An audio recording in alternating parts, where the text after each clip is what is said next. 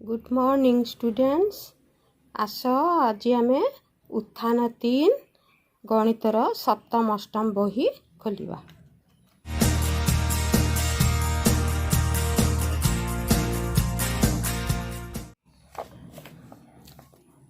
आग क्लास रे हमर कार्यफर्द 3 हेतिला।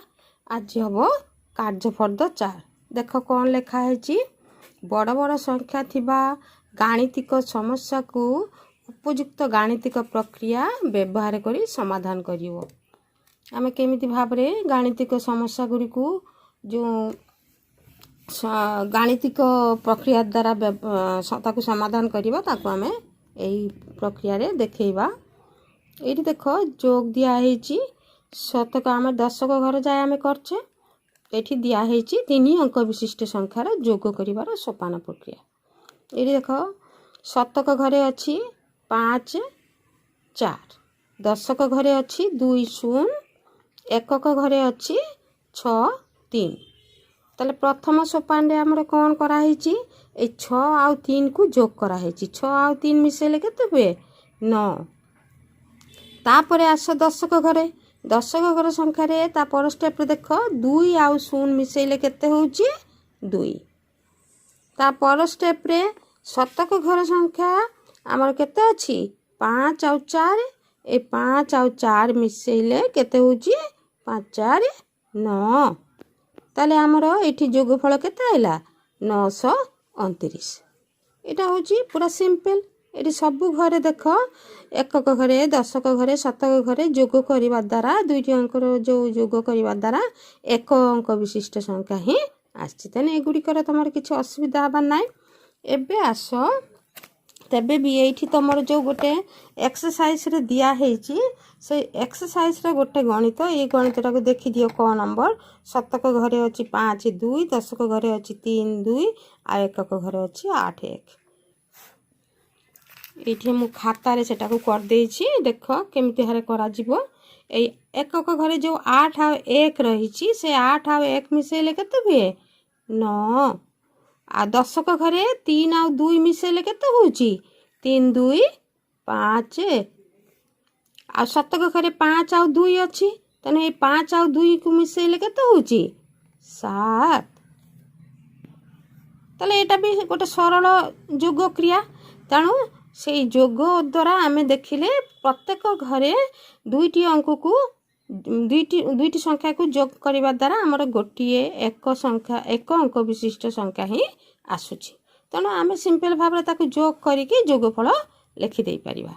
एबे आसो टिके जो 2 अंक विशिष्ट संख्या आसे जो एकक घर रे थिबा संख्या बा दशक घरे थिबा संख्या बा शतक घरे थिबा संख्या केमिति भाबरे ताकू आमे जोग करिबा सेही प्रणाली एठी हमर दिया हेची। आ जो ए जो ग घ बा से आग ख अछि से गुडी को किंतु तमे खाता रे अभ्यास करिके मते देखैबो हला। एठी देखो आसो 3 अंक विशिष्ट संख्या रे जोग करिवार सोपान जानिबा। एटा होची 6 आ 7। ए 6 आ 7 को मिसेले केते होची 6 7 13। 13 रो 3 एठी बसिला एक घर संख्या आउ एक टाको आमे 10 घर ऊपरे लिखि देले। ताले 10 घर पुनी संख्या रो केते हबो एठी आसो देखिबा। ता पर स्टेप रे 8 आ 3 मिसेले होची 11। 11 आ 1 मिसेले केते हबो 12। 12 रो 2 पुनी एठी बसिला 10 घरे आउ से एक जो हाथ रे रहिला से एक को एठी शत घरे लिखा हेची। ता पर स्टेप रे देखो हला। ताले आमे से शत घर संख्या को आमे सब जोग कर दबा। 5 आ 3 होची 8 8 1 9। ताले आमे एठी शत घर संख्या रे जोगफल रे लिखि दबा 9। ताले हमर संख्याटी आइला केते 923। बुझि पारलो। तबे भी तुम मानकू आ गुटे अभ्यास मु खाता रे करै की देखुची। एठी देखो 2 नंबर ख गणितटा को तुम लक्ष्य करिवो। एकक घरे अछि 6 आ 8, दशक घरे अछि 5 आ 4, शतक घरे अछि 4 आ 3। ताले एकक घर संख्या को आमे आगे जोग करिवा। 6 आ 8 मिसेले केते होउची 14। तने 14 रो 4 टा को एठी लिखि दबा। आउ जो 1 रहिला से 1 टा को आमे दशक घरे ऊपरे लिखि दबा। तापर देखो ଏଇଠି ଦଶକ ଘରେ ପୁଣି କେତେ ସଂଖ୍ୟା ଗୁଡ଼ିକ ଅଛି 5 4 ଆଉ 1 5 4 ମିଶିଲେ କେତେ ହେଉଛି 9 9 ଆଉ 1 ମିଶିଲେ ହେଉଛି 10 10ର ଶୂନଟାକୁ ଡାହାଣ ପାଖରେ ଯେଉଁ ଅଙ୍କ ଅଛି ସେ ଶୂନଟାକୁ ଆମେ ଏଇଠି ବସେଇ ଦେଲେ ଆଉ ଯେଉଁ ବାମ ପଟରେ 1 ରହିଲା 10ର ସେଇ 1ଟାକୁ ଆମେ ଶତକ ଘର ଉପରେ ଲେଖିଦେଲେ। ତେଣୁ ଏଇଠି ଦେଖ ଶତକ ଘରେ ପୁଣି କେତେ ରହିଲା 4 3 1 4 3 7 7 ଆଉ 1 ମିଶେଇ ଦେଲେ କେତେ ହେଲା 8। ବୁଝିପାରିଲ ଛୁଆମାନେ? ଏଇଠି ଦେଖ ଆଉ ଥରେ ଏଟାକୁ କହିଦେଉଛି ଯେ 6 8 ମିଶିଲେ ହେଉଛି 14 14ର 4 ରହିଲା 4ର 1 ଘର ସଂଖ୍ୟାରେ ରହୁଛି 4 ଆଉ ଦଶକରେ ଯେଉଁ 1 ରହୁଥିଲା ସେଟାକୁ ଆମେ ଦଶକ ଘର ଉପରେ ଲେଖିଦେଲେ ଏବଂ 5 4 ଆଉ 1କୁ ମିଶେଇକି ମୋଟ ହେଲା କେତେ 10 10ର ଶୂନ ଡାହାଣ ପାଖରେ ଯେଉଁ ସଂଖ୍ୟାଟି ରହିଛି ତାକୁ ଲେଖିଦେବା ଶୂନ ଆଉ 1ଟାକୁ ଲେଖିବା ଏମିତି ଶତକ ଘରେ ଉପରେ ଲେଖିକି ଆମେ ତାକୁ ଯୋଗ କରିବା 4 3 7 1 8 8 ଏଠି ଲେଖିଦେଲେ। ତେଣୁ ଆଉ ବୁଝିବାର ଅସୁବିଧା ହେବା ନାହିଁ। ତେଣୁ ଆଉ ଯେଉଁ ବାକି ଗଣିତ ଗୁଡ଼ିକ ଏଇଠି ଦିଆହେଇଛି ଦେଖ କ ନମ୍ବରଟା ତୁମମାନେ କରିବ କ ବି ସେମିତି ସହଜ ଅଛି ଯେମିତି ଦେଖେଇଲି ତୁମମାନଙ୍କୁ ଗ କରିଦେବ ଘ କରିଦେବ ଏଇଠି ଆସ ଚ ଏଗୁଡ଼ିକ ବି ସବୁ ସେଇ ଏକା ପ୍ରକାର ହେଲା। ଏଗୁଡ଼ିକ କରିକି ଖାତାରେ ମୋତେ ଦେଖେଇବ। ଏବେ ଆସ ହଜାର ହଜାର ସଂଖ୍ୟା ବିଶିଷ୍ଟ ଯୋଗଫଳକୁ ଆମେ କେମିତି ଭାବରେ କରିବା। ଏଇଠି ଦେଖ ମୁଁ ଖାତାରେ ବି କରିଦେଇଛି ଏଇଠି ଗୋଟେ ଏଇ ଦେଖ ହଜାର ଘରେ ଅଛି କେତେ 2 ଆଉ 3 ଶତକ ଘରେ ଅଛି 8 4 ଦଶକ ଘରେ ଅଛି 2 9 ଏକକ ଘରେ ଅଛି 5 ଆଉ 7। ତାହେଲେ ଏକକ ଘରଠୁ ଆମେ ଯୋଗ କରିବା ଏକକ ଘରେ 5 ଆଉ 7କୁ 5 ଆଉ 7କୁ ଯୋଗ କଲେ କେତେ ହେଉଛି 7 5 12 12ର 2 ବସିଲା ଆଉ ସେଇ ଯେଉଁ 1 ରହିଲା ସେ 1କୁ ଆମେ କେଉଁଠି ଲେଖିବା ଦଶକ ଘରେ ଉପରେ ଲେଖିବା। ତେଣୁ ଦଶକ ଘରେ ମୋଟ କେତେଟି ସଂଖ୍ୟା ହେଲା 3ଟି 9 2 11 1 12 12ର ପୁଣି 2 ବସିଲା 2 ବସିକି ଆଉ ବାଁ ପଟରେ ଯେଉଁ ସଂଖ୍ୟା ରହିଲା 1 ସେଇ 1ଟାକୁ ପୁଣି ଶତକ ଘରେ ଆଣିକି ଲେଖିଲେ। ପୁଣି ଶତକ ଘରେ ଯେଉଁ ସଂଖ୍ୟା ଗୁଡ଼ିକ ଅଛି ସବୁ ଯୋଗ କରିଦେବା 8 4 12 1 13 13ର 3 ଲେଖିଲେ ଆଉ 1ଟାକୁ ପୁଣି ହଜାର ଘର ଉପରେ ଲେଖିଦେଲେ। ତାହେଲେ ହଜାର ଘରେ କେତେଟି ସଂଖ୍ୟା ଅଛି 3ଟି ସେଇ 3ଟି ଭିତରେ ଆମେ ଏଟାକୁ ସବୁ ଯୋଗ କରିଦେବା 3 ଆଉ 2 ମିଶିକି ହେଉଛି 5 ଆଉ 1 ହେଉଛି 6। ତେଣୁ ଆମେ ଏଠି 6 ଲେଖିଦେଲେ। ସବୁ ଗୁଡ଼ାକ ସେଇ ଏକା ଭଳି ଯେଉଁଠି ଗୋଟିଏ ଏକକ ସଂଖ୍ୟା ହେଉ ବା ଦଶକ ସଂଖ୍ୟା ହେଉ ଯେଉଁଠି ଦେଖିବ ଯୋଗ କଲେ ଆମର 2 ଅଙ୍କ ବିଶିଷ୍ଟ ସଂଖ୍ୟା ଆସୁଛି ତାର ଏକକ ଘର ସଂଖ୍ୟାକୁ ଲେଖିଦେବ ଏକକ ଘରେ ଆଉ ଯେଉଁ ବାକି ଯେଉଁ ବାଁ ପଟରେ ଯେଉଁ ସଂଖ୍ୟାଟି ରହୁଛି ତାକୁ ଆମେ ଦଶକ ଘରେ ଲେଖିବା। ତାମାନେ ଏମିତି ଭାବରେ ତା ଆଗ ଘରେ ଯେତେ ସବୁ ଆମର ଅଧିକ ସଂଖ୍ୟା ଆସିବ ଏଠି 2 ଅଙ୍କ ବିଶିଷ୍ଟ ତେଣୁ ଆମେ ଏକକ ଘର ସଂଖ୍ୟାକୁ ଲେଖିଦେଇକି ଆଉ ଯେଉଁ ବାକି ରହିବ ବାଁ ପଟରେ ସେଟାକୁ ଆମେ ତା ଆଗ ଘରେ ଶତକ ଘରେ ହଉ ଦଶକ ଘରେ ଯୋଗ କଲେ ଯେଉଁଟା ରହିଲା ତାର ଶତକ ଘରେ ଲେଖିଦେଲେ ଶତକ ଘରେ ଯୋଗ କରିକି ଯଦି 2 ଅଙ୍କ ବିଶିଷ୍ଟ ସଂଖ୍ୟା ଆସିଲା ତାହେଲେ ଆମେ ତାକୁ ବାଁ ପଟର ସଂଖ୍ୟାଟାକୁ ହଜାର ଘରେ ଲେଖିଦେଲେ ହେଲା। ଆଉ ଏକକ ଘର ସଂଖ୍ୟାଟିକୁ ଆମେ ତା ତଳେ ଲେଖିଦେଲେ। ଏଇଠି ଯଦି ଅସୁବିଧା ହେଉଛି ଆଉ ଗୋଟେ ବି ତୁମମାନଙ୍କୁ ଦେଖେଇ ଦେଉଛି ଦେଖ ଏଇଠି ଦେଖ ଏଇଟା ବି ସେଇ ହଜାର ଘରର ଅଙ୍କ ଏକକରେ କେତେ ଅଛି 9 ଆଉ 7 9 ଆଉ 7କୁ ମିଶେଇ ଦେଲେ କେତେ ହେଉଛି 9 7 16 6 ବସିଲା ହେଲା 6 ବସିଲା ଆଉ 1 ହାତରେ ରହିଲା ସେଇ 1ଟାକୁ ଆମେ ଲେଖିଦେଲେ ଦଶକ ଘରେ। ତାହେଲେ ଏଇଠି ଆମେ ଯୋଗ କରିଦେବା 9 5 14 1 15 15 5 ରହିଲା ପୁଣି 1 ରହିଲା ହାତରେ ସେଇ 1ଟାକୁ ଆମେ କ'ଣ କଲେ ପୁଣି ଶତକ ଘର ଉପରେ ଲେଖିଦେଲେ। ତାହେଲେ 8 4 12 12 1 13 13ର 3 ବସିଲା ପୁଣି ଯେଉଁ 1 ରହିଲା ସେ 1ଟାକୁ ଆମେ ଏଇଠି ହଜାର ଘର ଉପରେ ଲେଖିଦେଲେ 4 3 7 1 8 ହେଲା। ଏମିତି ଭାବରେ ଗଣିତ ଗୁଡ଼ିକ ସବୁ କରିବ। କିଛି ଅସୁବିଧା ହେଲେ ମୋତେ ଫୋନ୍ କରି ପଚାରିବ। ଆଚ୍ଛା, ଆଉ ଯେଉଁ ଦେଖ ତମର ଏଇଠି ସବୁ ଆଉ ଯେଉଁ ଖ ନମ୍ବର ଅଛି, ଗ ନମ୍ବର ଅଛି, ଘ ଉମ ଚଟା ତ ମୁଁ କରିଦେଇଛି। ତେଣୁ ଏଇ ଯେଉଁ ବାକି ଅଙ୍କ ଗୁଡ଼ିକ ସେଇ ଏକା ପ୍ରକାର ପ୍ରକ୍ରିୟାରେ ତୁମମାନେ ଯୋଗ କରିକି ଖାତାରେ ଅଭ୍ୟାସ କରିବ। ଏଇଠି ଦେଖ ପୁଣି କେତେକ ସମାଧାନ ଅଛି।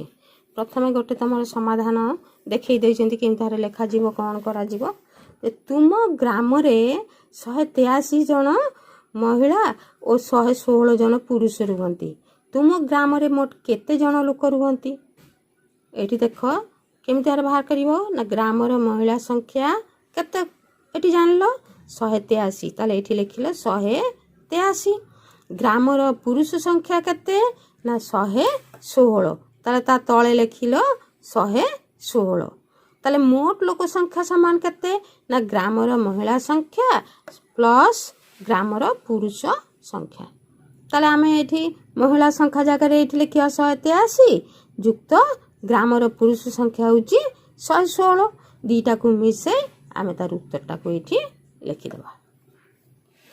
ସେମିତି ଭାବରେ ଦେଖ ଏଠି ତାପରେ ବି ଅଛି ସେମିତି, ତୁମ ଗ୍ରାମରେ 427 ଜଣ, ଏଇ ଯେଉଁ ଗଣିତଟାକୁ ଦେଖ ଖ ନମ୍ବର, ତୁମ ଗ୍ରାମରେ 427 ଜଣ ବାଳକ ଓ 457 ଜଣ ବାଳିକା ରୁହନ୍ତି।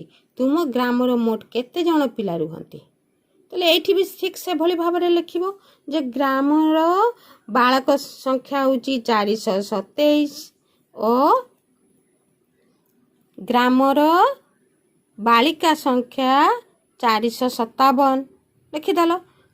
ଅତଏବ ମୋଟ ପିଲା ସଂଖ୍ୟା ଗ୍ରାମର ବାଳକ ସଂଖ୍ୟା ଯୁକ୍ତ ଗ୍ରାମର ବାଳିକା ସଂଖ୍ୟା ଲେଖିକି ଯେତେ ଯୋଗ କରିକି ଯାହା ହେଲା ସେଟା ହିଁ ଆନ୍ସର। ଏଇଠି ସବୁ 3 ଧାଡ଼ିଆ ଅଛି, 3 ଧାଡ଼ି ଗଣିତ, ଏଇ 3 ଅଙ୍କ ବିଶିଷ୍ଟ ସଂଖ୍ୟା ଅଛି। କିଛି ଅସୁବିଧା ହେବ ନାହିଁ, ତୁମେ ଏଇ ଗଣିତ ଶିଖିଛ, ଖାଲି ଯୋଗ କରିଦେବ। କିନ୍ତୁ ଏଇଠି ଦେଖ ଘ ନମ୍ବରରେ ଦେଖ 3ଟି ସଂଖ୍ୟା ଅଛି, ତାମାନେ ଏଟା କ'ଣ ହେବ? 3 ଧାଡ଼ି ବିଶିଷ୍ଟ। ତୁମ ପ୍ରଶ୍ନଟାକୁ ମୁଁ ପଢ଼ିଦିଏ ଆଗେ। ତୁମ ବିଦ୍ୟାଳୟରେ 217 ଜଣ ଅନୁସୂଚିତ ଜାତିର ଛାତ୍ର, 126 ଜଣ ଅନୁସୂଚିତ ଜନଜାତିର ଛାତ୍ର ଓ 95 ସାଧାରଣ ବର୍ଗର ଛାତ୍ର ପଢ଼ନ୍ତି। ବିଦ୍ୟାଳୟର ମୋଟ କେତେ ଜଣ ଛାତ୍ର ପଢ଼ନ୍ତି? ହେଲା, ଏଇଟା ହେଉଛି 3 ଧାଡ଼ି ବିଶିଷ୍ଟ। ଏଇଟା ନିଶ୍ଚିତ ଭାବରେ ଜାଣିଛ, ଏଇଟା ବି ଯୋଗ ହେବ, କାରଣ ଏଇଟା କେତେ ଧାଡ଼ି ବିଶିଷ୍ଟ? 3 ଧାଡ଼ି ବିଶିଷ୍ଟ। ତେଣୁ ମୁଁ ଏଇଠି ଖାତାରେ ମୁଁ ଦେଖେଇ ଦେଉଛି କେମିତି ଭାବରେ ଲେଖିବ। ବିଦ୍ୟାଳୟର ଅନୁସୂଚିତ ଜାତିର ଛାତ୍ର ସଂଖ୍ୟା ହେଉଛି 217। ବିଦ୍ୟାଳୟର ଅନୁସୂଚିତ ଜନଜାତିର ଛାତ୍ର ସଂଖ୍ୟା ହେଉଛି 126। ବିଦ୍ୟାଳୟର ସାଧାରଣ ବର୍ଗର ଛାତ୍ର ସଂଖ୍ୟା ହେଉଛି 95। ଅତଏବ ବିଦ୍ୟାଳୟରେ ମୋଟ ଛାତ୍ର ସଂଖ୍ୟା ସମାନ ହେଉଛି ଅନୁସୂଚିତ ଜାତିର ଛାତ୍ର ସଂଖ୍ୟା ଯୁକ୍ତ ଅନୁସୂଚିତ ଜନଜାତିର ଛାତ୍ର ସଂଖ୍ୟା ଯୁକ୍ତ ସାଧାରଣ ବର୍ଗର ଛାତ୍ର ସଂଖ୍ୟା। ହେଲା, ସମାନ କେତେ ହେବ ନା 217 ଯୁକ୍ତ 126 ଯୁକ୍ତ 95। ଏଠି ତ ଏଭଳି ଭାବରେ କରିପାରିବନି, ତମ ଅସୁବିଧା ହେବ। ତେଣୁ ରଫ୍ରେ ଏଇ ଯୋଗଟାକୁ କରିଦେବ। ଦେଖ ଏଠି କେମିତି ଭାବରେ ଯୋଗଟାକୁ କରିବ। 6 ଆଉ 5କୁ ଆଗେ ମିଶାଇ ଦିଅ। 6 5 କେତେ? 11। 11 ସହିତ 7 ମିଶାଇବ। 11 ସହିତ 7 ମିଶାଇଲେ କେତେ ହେଉଛି? 18। 18ର 8 ବସିଲା।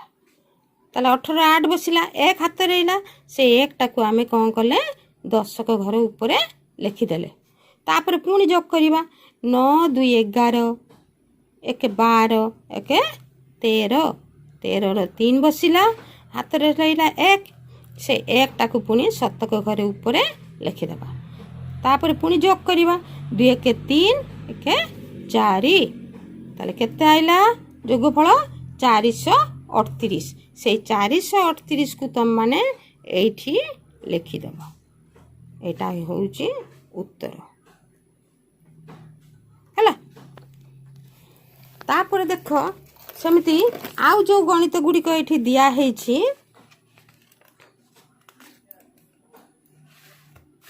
ଏଗୁଡ଼ିକ ସବୁ ସେଇ ଏକା ପ୍ରକାର।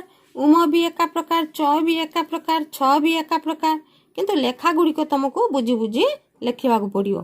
तापर ये आस वर्गज, से 4 नंबर वर्गज को देख, गोटे डब्बारे 2586 चॉकलेट और अन्न डब्बारे एका भली 4369 चॉकलेट अच्छी। दुईटी डब्बारे मोट चॉकलेट संख्या केते? एटा होची हजार हजार किया संख्या, तेणु मुझे टे करदे। देख खातार मु करछि एटा को तुम सुविधा पाई। डब्बारे लिखियो कौन? डब्बारे चॉकलेट संख्या होची 2586।